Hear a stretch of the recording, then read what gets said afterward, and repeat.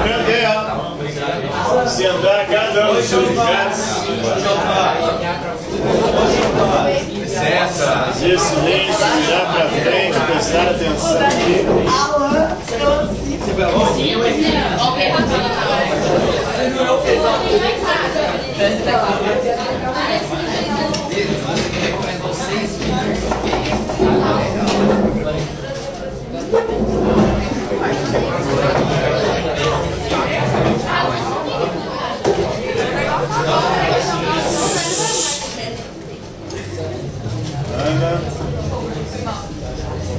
Então vamos lá.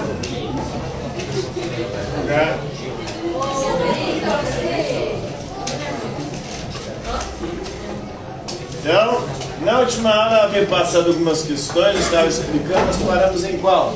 Tem que explicar a 7 agora. Qual que é a pergunta da 7? Em que ambiente a filosofia se popularizou no início?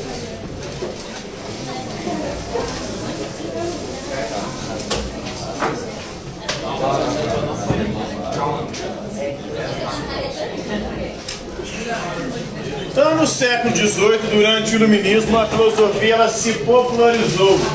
A filosofia que até então estava restrita às escolas filosóficas, às universidades, agora ela ganha espaço em outros ambientes, nas ruas e salões. Então, a filosofia começa a ser discutida nas ruas, inclusive vai inspirar movimentos revolucionários, como a Revolução Inglesa, a independência dos Estados Unidos, a Revolução Norte-Americana e a Revolução Francesa. E os salões, que era onde a elite se reunia para ler obras filosóficas e discutir essas obras, discutir as ideias dos filósofos. Então a filosofia, que antes existia e era cultivada em ambientes restritos, fechados, agora ela se populariza, ganha ambientes mais amplos, como as ruas e os salões. Próxima questão. O que foi enciclopedismo? O que foi o enciclopedismo?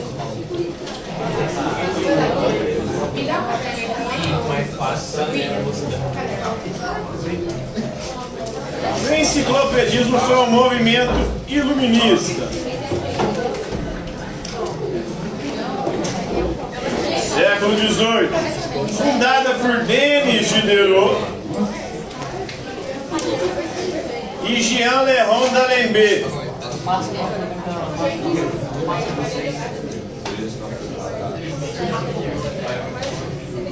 Esse movimento foi responsável por criar as primeiras enciclopédias.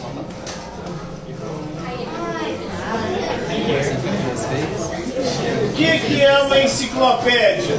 Uma obra que busca reunir todos os conhecimentos já produzidos pela humanidade até aquele momento.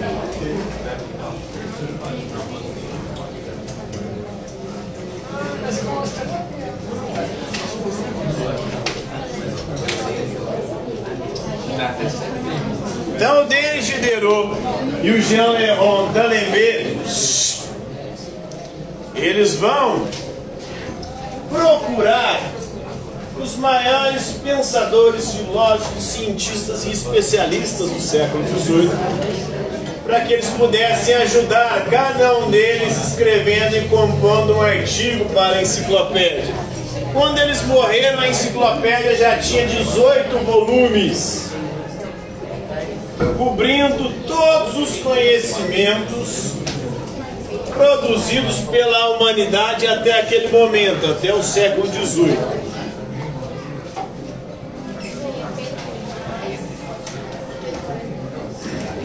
Então, esse foi o enciclopedismo, o movimento iluminista, fundado por Denis Diderot e d'Alembert.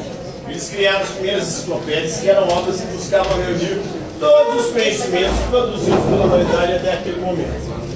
Eles reuniram os maiores especialistas, cientistas, filósofos e pensadores, para cada um deles contribuírem com artigos para a enciclopédia. Quando eles morreram, a enciclopédia já contava com 18 volumes.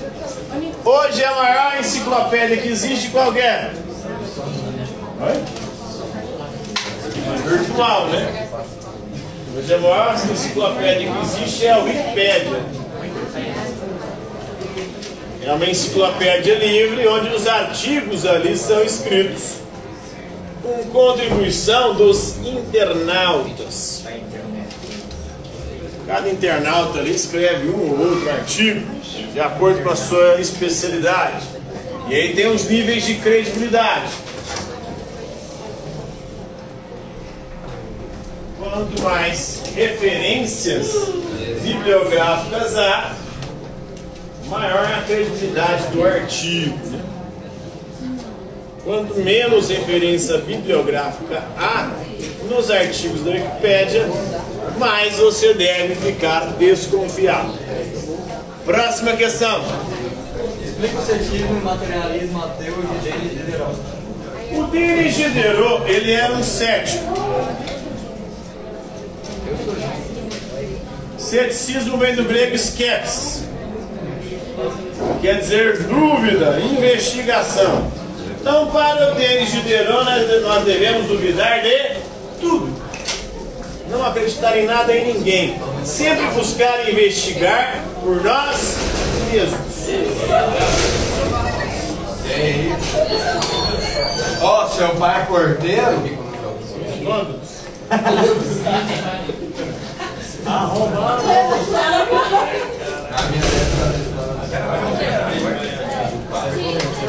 Então, o ceticismo é isso. Duvidar de tudo e buscar investigar por você mesmo. Denis Diderot era também um materialista.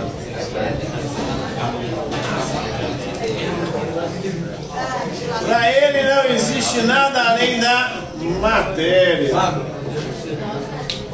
Tudo é matéria. Portanto, não há mundo espiritual, não há realidade além dessa realidade aqui. E se não há um mundo espiritual, não há uma realidade além dessa, também não há Deus. Aí entra o ateísmo, né? Ah, não.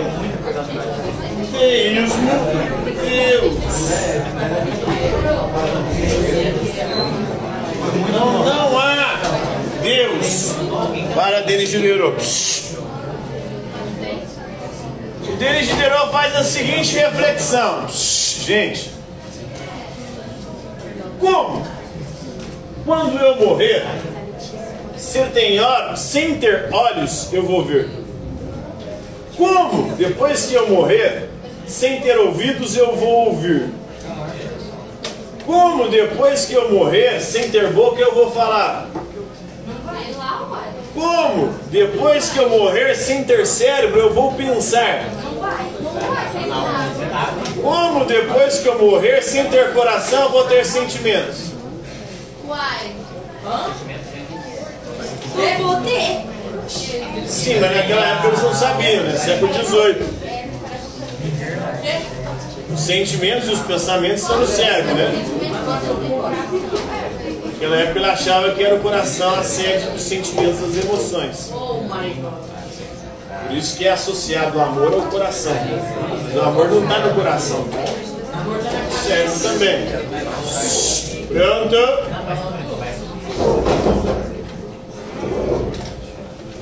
Por quê? Porque quando você morrer, seu corpo vai entrar em decomposição. Entrando em decomposição, você não terá mais olho, não terá mais ouvido, não vai ter mais boca, não vai ter mais cérebro, nem coração. Mas sua alma tem órgãos? Rapaz, deixa eu perguntar pra você. Às vezes eu saio. Aí o Denis Diderot vai falar o seguinte: o dia que alguém conseguir me provar que é possível pensar sem cérebro, que é possível ver sem ter olho, que é possível ouvir sem ter ouvido, que é possível falar sem ter boca, que é possível ter sentimentos sem ter coração, aí eu acredito que há algo além desse mundo material. Enquanto não conseguem me provar, eu não acredito, eu duvido. Portanto, não há Deus. Essa é a conclusão que chegou o Denis Diderot. Se não é possível pensar sem ter cérebro, ver sem ter olho, ouvir sem ter ouvido, falar sem ter boca, ter sentimento sem ter coração, então não admito que seja possível existir uma vida além da morte, uma realidade espiritual. Se não há realidade espiritual, vida após a morte, também não há Deus. Próxima questão. Diferencia estado natural e Locke e Rousseau. Estado natural. O que é o estado natural? O estado de natureza. É o estado que a gente vivia antes de viver em sociedade. Antes de criar o Estado como instituição responsável por resolver os BOs entre os seres humanos de uma determinada sociedade. Há três posições principais em relação ao estado natural ou estado de natureza. A de Hobbes. Para Hobbes, o estado de natureza é um estado de guerra de todos contra todos. Por quê? Porque o homem é o lobo do homem. O pior inimigo do ser humano é o próprio ser humano. O homem é mau por natureza, é egoísta, é violento. Então, esse é o estado de natureza para Hobbes. Locke, ele pensava diferente. Ele defendia a doutrina da tábula rasa. O ser humano, quando nasce, ele é uma folha de papel em branco. Então o homem, não, quando ele nasce, ele não é bom nem mal. 22 animais. Ele não tem ideia alguma, conhecimento algum. O homem, quando ele nasce, ele não tem poder nenhum. Por isso o poder hereditário não tem por que existir. E aí, John Locke vai defender que o estado de natureza é um estado de insegurança. Insegurança por quê?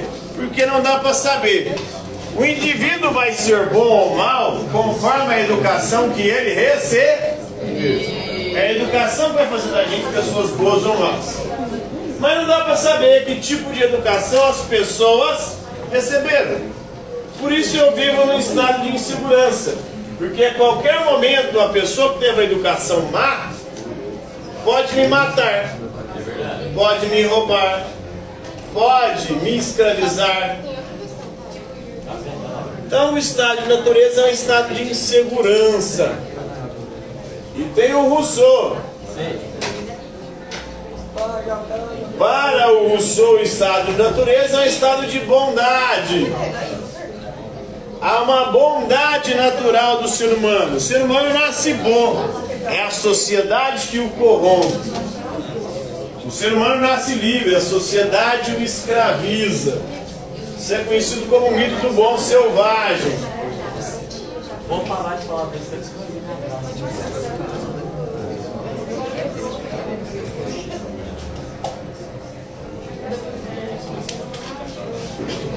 Os povos indígenas, eles eram bons por natureza. Viviam em perfeita harmonia com a natureza e uns com os outros. Não existia escravidão entre os índios. Não existia desigualdade. Tudo que eles caçavam, pescavam e coletavam, eles dividiam de forma igualitária. Não tinha para que roubar um ao outro, escravizar um ao outro. Os índios se corrompem quando o homem branco chega, trazendo a civilização. A civilização já estava pervertida, por isso o homem nasce bom, a sociedade o corrompe. A criança, quando ela não nasce, ela é boa. Mas na convivência com os adultos, ela vai se corrompendo e se tornando má. Próxima questão. Qual foi a primeira desigualdade segundo Jean-Jacques Rousseau. Então, para Rousseau, o homem nasce bom, a sociedade corrompe, o homem nasce livre, a sociedade escraviza. Como? Por quê? Porque ocorreu uma primeira desigualdade. Qual que foi a primeira desigualdade? criação da propriedade Privado.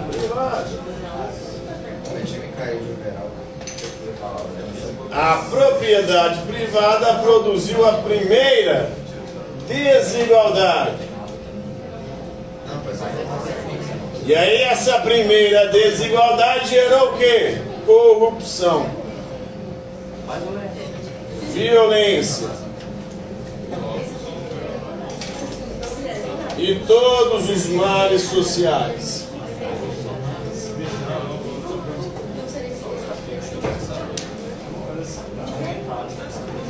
Então, o Rousseau vai escrever o seguinte: maldito foi o primeiro ser humano que cercou o primeiro pedaço de terra e disse: isso aqui é meu.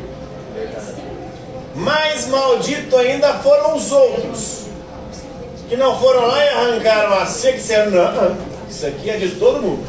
É nosso. Porque ali surge a propriedade privada. Com a propriedade privada surge a primeira desigualdade, porque uns passam a ter e outros a não ter. Aquele que tem quer ter cada vez mais, e se corrompe, até mata para ter cada vez mais.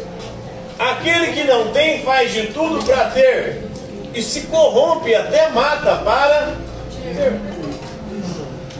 Aí nasce a desigualdade, com ela a corrupção, a violência e os males sociais.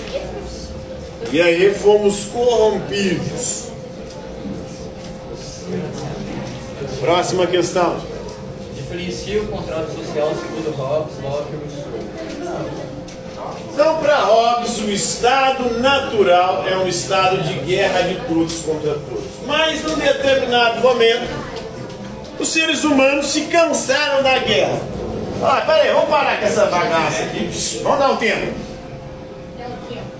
Vamos trocar uma ideia aqui. Estamos cansados de guerra. Vamos renunciar ao nosso direito natural de fazer justiça com as próprias mãos? Vamos fazer um pacto social, um contrato? Vamos criar a sociedade civil, a sociedade organizada, e com ela o Estado, e vamos dar ao Estado o direito de fazer justiça.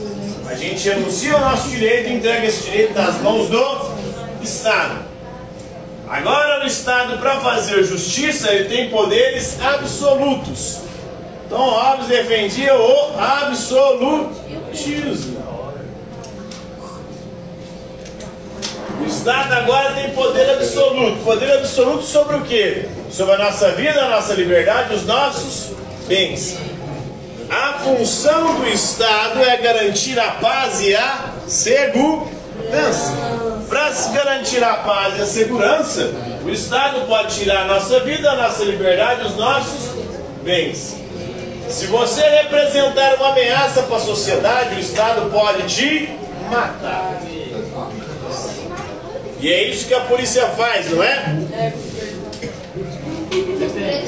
Se você representa uma ameaça para a sociedade, está lá dando tiro, matando a galera, a polícia chega, para você não matar mais gente, ela vai e te mata.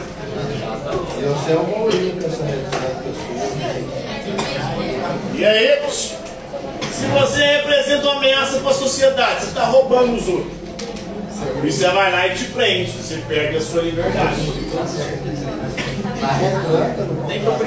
Você ameaça a sociedade, andando em alta velocidade, colocando em risco a vida das pessoas, de terceiros. Aí você toma uma multa, você perde os seus bens, ele mexe no seu bolso. Então o Estado agora ele tem poderes absolutos e nós não temos mais direito nenhum. Nós entregamos os nossos direitos nas mãos do Estado. E o Estado, para garantir a paz e a segurança, ele pode nos tirar esses direitos. John Locke dizia que o estado de natureza é o estado de segurança. A qualquer momento você podia ser roubado, morto, escravizado.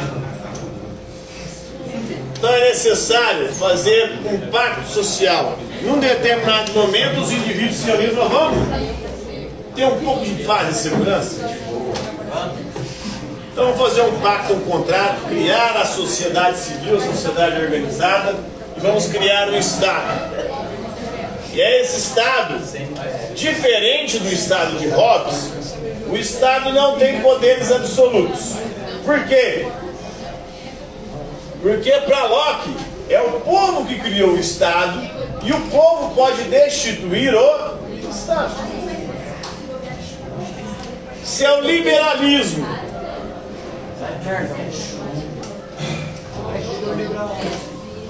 a função do Estado não é tirar a nossa vida, a nossa liberdade, os nossos bens, mas garantir esses 3 direitos naturais básicos. Todo mundo que nasceu tem o direito de viver. E o Estado deve proteger a nossa vida, garantir a nossa segurança.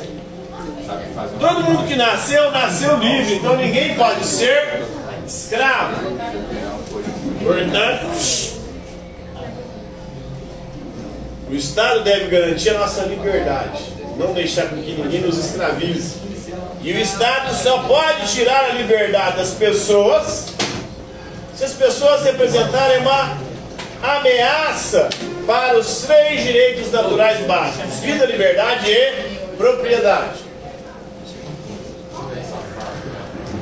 Todo indivíduo que nasce, cresce livre tem o direito de trabalhar e usufruir daquilo que conquista com o suor do seu próprio trabalho. Então, o Estado deve proteger a nossa propriedade, aquilo que nós conquistamos através do suor do nosso trabalho. E aqui nós temos um problema em relação à questão do direito de herança. Porque para o Locke, o que garante o seu direito à propriedade? Você tem direito à propriedade, ou seja, a usufruir daquilo que você conquistou com o suor do seu trabalho. Aí o filho é herdeiro. Hoje eu vi um vídeo do filho do Ronaldo. Gordo. Fenômeno. Fenômeno. Com o filho do Faustão. O magro. O filho do Faustão é magro, né?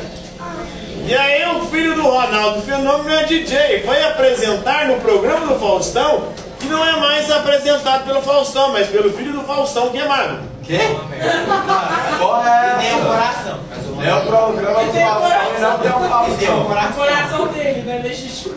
E aí o Ronald, o filho do Ronaldo, vai apresentar uma música que supostamente ele produziu como DJ. Vixe. Vai saber. Foi ele mesmo. Aí o filho do Faustão entrevistando, então apresenta a música pra gente ir, né? Você resolveu agora, tal, trabalhar com isso assim, tal. Aí ele falou, não dá pra viver de herança pra sempre. Ele tem que trabalhar também.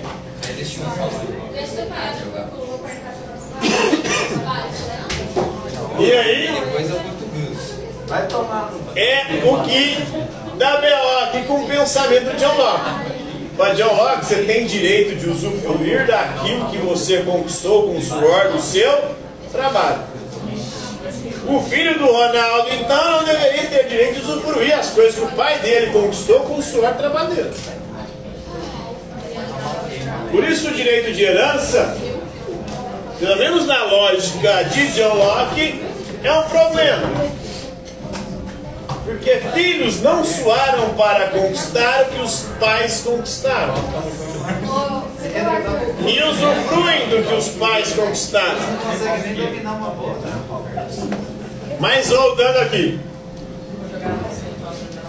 Quais são os 3 direitos naturais básicos segundo John Locke? Vida, liberdade e propriedade privada. Foi totalmente errado. Acertei 33,3%. Quais são os 3 direitos naturais básicos que o Estado deve garantir? Se o Estado não garantir esses 3 direitos, o que o povo pode fazer? Destituir o Estado, ou quem está no poder. John Locke defendia o parlamentarismo. O povo tem o direito de escolher os seus representantes políticos, o parlamento. Se o parlamento, junto com o Estado, não garante os 3 direitos básicos, vida, liberdade e propriedade, o parlamento pode ser dissolvido. Para Hobbes não podia. Para Hobbes nós renunciamos a ter direitos. Para Hobbes nós nos tornamos súditos e não cidadãos. O cidadão é aquele que tem direitos e deveres, né? O súdito é aquele que tem somente deveres, não tem direitos. Se o decreto, olha, o decreto não pode sair. Então, nós temos aí o contrato social de Hobbes, que defende o absolutismo. O contrato social de Locke defende o liberalismo e o parlamentarismo. Agora vamos ao contrato social de Rousseau. Rousseau defende a vontade geral.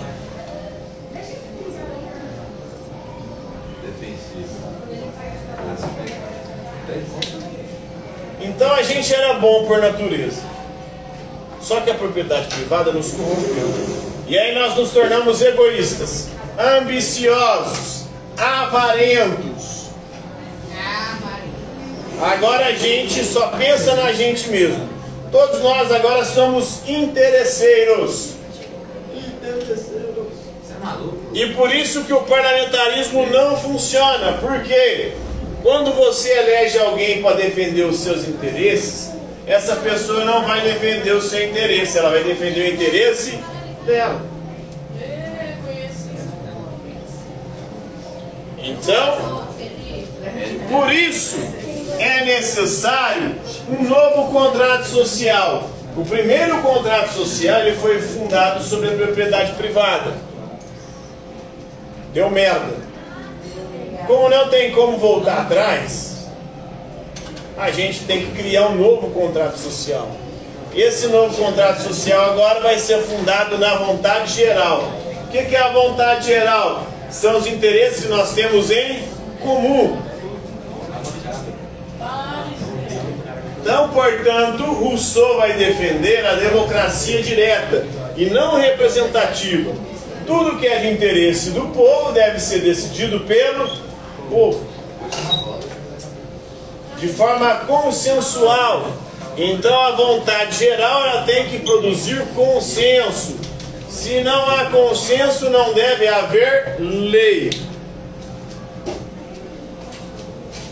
Pensemos nos BOs do Brasil hoje em dia. Há algum consenso sobre temas polêmicos do Brasil? Então não pode ter lei. Tem consenso sobre aborto?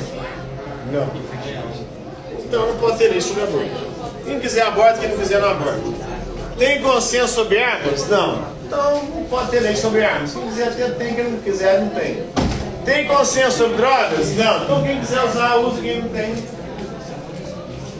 Se você não concorda com as leis e as regras da sua sociedade, você pode fazer um favor. Vazar e procurar um país, uma sociedade que tem as mesmas leis e regras e vão de acordo com os seus interesses. Porque o Estado ele deve funcionar de acordo com a vontade geral, com os interesses que nós temos em comum. Se não há nenhum interesse em comum naquela sociedade, ela não tem por que existir. Porque toda sociedade, ela só se reúne porque nela há uma convergência de interesses em comum. Se você não compartilha daqueles interesses, vá buscar se reunir com aqueles que têm os mesmos interesses que você. É a ditadura militar, né? Brasil, ame ou deixe. Você não concorda com o que está acontecendo aqui, na época da ditadura, vaza. Tem um monte de país livre no mundo. Para onde tem liberdade, onde tem o que você quer, onde tem interesses que atendam aos seus interesses. Ah, a maioria quer isso contra a minoria. A maioria pode impor sobre a minoria a sua vontade? Não. Se não tem consenso, não pode ter lei. Mas se não houver lei, vira o caos. Por isso só funciona, segundo Rousseau, em sociedades com um número reduzido de pessoas. Quanto maior a quantidade populacional, mais difícil chegar a um consenso. E sem consenso não tem como ter lei.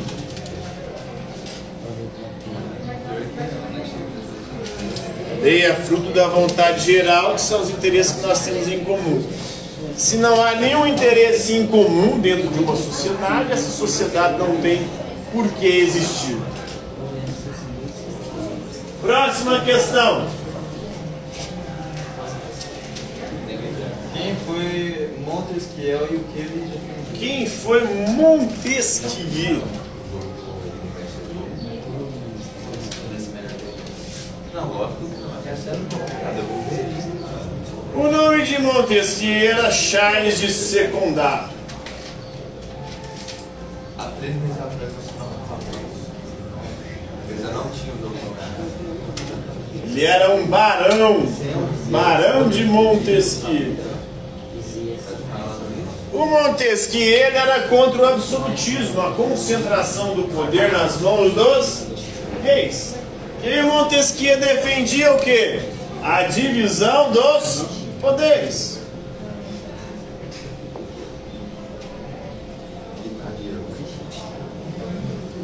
Segundo Montesquieu, ao dividir o poder em 3, você diluindo o poder, diminui a corrupção. Porque o poder corrompe, o poder absoluto corrompe absolutamente. Quanto mais poder alguém tem nas mãos, mais poder de corrupção essa pessoa tem.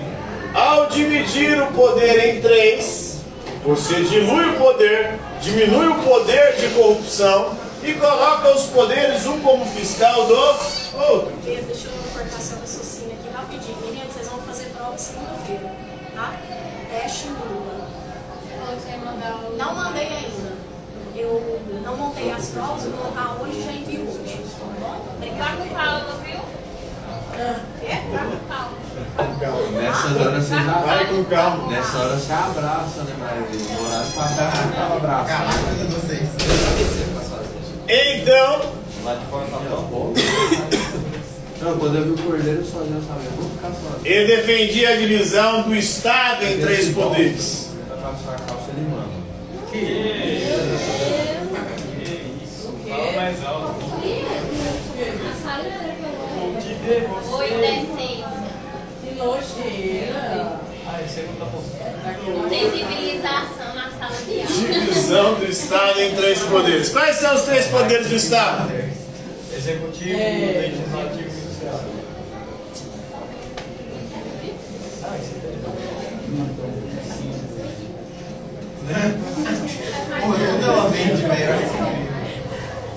Qual que é a função de cada um dos poderes?